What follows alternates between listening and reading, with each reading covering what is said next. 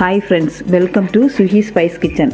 இந்த வீடியோவில் நம்ம என்ன ரெசிபி பார்க்க போகிறோம்னா தேங்காய் பால் சாதம் எப்படி செய்யலான்னு பார்ப்போம். குக்கரில் 10 நிமிஷத்தில் எப்படி நம்ம ஈஸியாக செய்யலான்னு பார்ப்போம். இது ரொம்ப ரொம்ப டேஸ்ட்டாக இருக்கும். நம்ம குழந்தைங்களுக்கு கூட லஞ்ச் பாக்ஸ் ரெசிபியாட்டு நம்ம செஞ்சு கொடுத்து விடலாம். ரொம்ப விரும்பி சாப்பிடுவாங்க.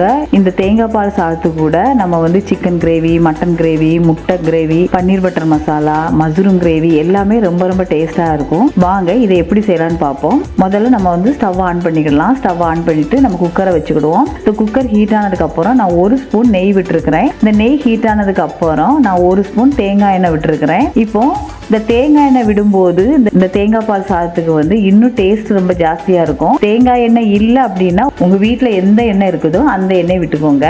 இப்போ எண்ணெய் ஹீட் ஆனதுக்கு அப்புறம் 1 துண்டு பட்டை, 1 பிரிஞ்சி இலை, ஒரு 3 ஏலக்காய், 3 கிராம்பு, ஒரு 3 பச்சை மிளகாவை கீறி வச்சிருக்கிறேன். இவ்வளோத்தையும் போட்டுட்டு நம்ம வதக்கிக்கிடலாம்.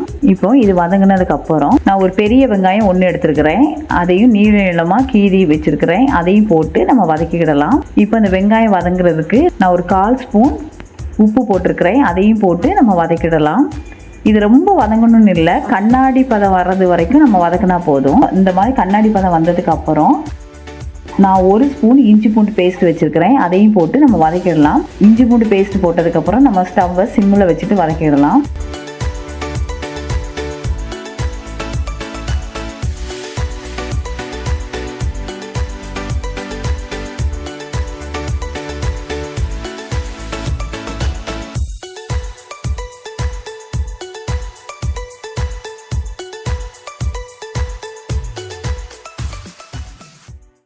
இஞ்சி பூண்டு பேஸ்ட்டு ஸ்மெல் போனதுக்கு அப்புறம் நான் ஒரே ஒரு தக்காளி எடுத்து வச்சுருக்கிறேன். அதையும் போட்டு வதக்கிடலாம். தக்காளியும் நம்ம லைட்டாக வதக்கினா போதும், ரொம்ப வதக்கணும்னு இல்லை. இப்படி லைட்டாக வதக்கினதுக்கப்புறம் நம்ம மூடி போட்டு தக்காளியை லேசாக வதக்கிக்கிடலாம். இந்த மாதிரி லைட்டாக வதங்கினதுக்கப்புறம்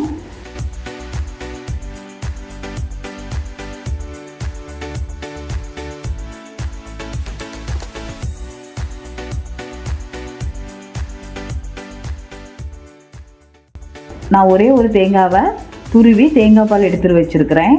நான் இப்போ 3 கிளாஸ் அரிசிக்கு 6 கிளாஸ் தேங்காய் பால் எடுத்துருக்கிறேன்.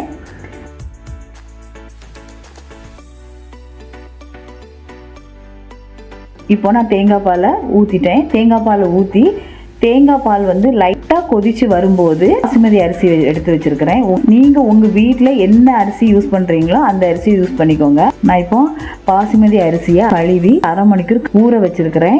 இப்போ அந்த அரிசியை போட்டுடலாம்.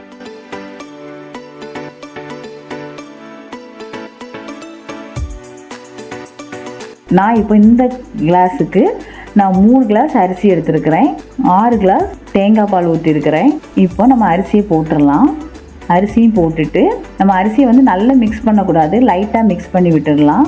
மிக்ஸ் பண்ணிவிட்டு இப்போ தேவையான அளவு உப்பு போட்டுக்கலாம்.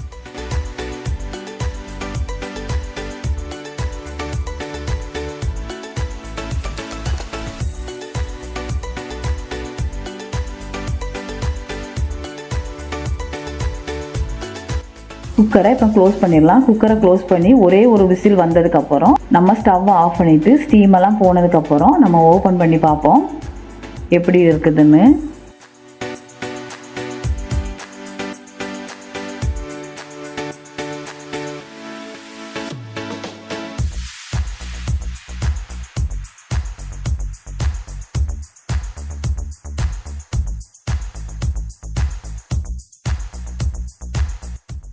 பாருங்க, ரொம்ப ரொம்ப ஈஸியாக தேங்காய் பால் சாதம் ரெடி. பாருங்க எப்படி உதிரி உதிரியாக அழகாக வந்திருக்குதுன்னு, உடையாம. இதை பேச்சுலர் கூட ஈஸியாக இந்த தேங்காய் பால் சாதம் செஞ்சிடலாம். இப்போ காலையில் வேலைக்கு போகிறவங்க, குழந்தைகளை ஸ்கூலுக்கு அனுப்புகிறவங்க எல்லாருமே இதை ஈஸியாக 10 நிமிஷத்தில் நம்ம செஞ்சு குழந்தைகளுக்கு கொடுத்து விடலாம். ரொம்ப ரொம்ப டேஸ்ட்டாக இருக்கும். இதை உங்கள் வீட்டில் நீங்கள் செஞ்சு பாருங்கள். இந்த வீடியோ உங்களுக்கு பிடிச்சிருந்ததுன்னா லைக் பண்ணுங்கள், ஷேர் பண்ணுங்கள், கமெண்ட் பண்ணுங்கள், சப்ஸ்கிரைப் பண்ணுங்கள். தேங்க்யூ.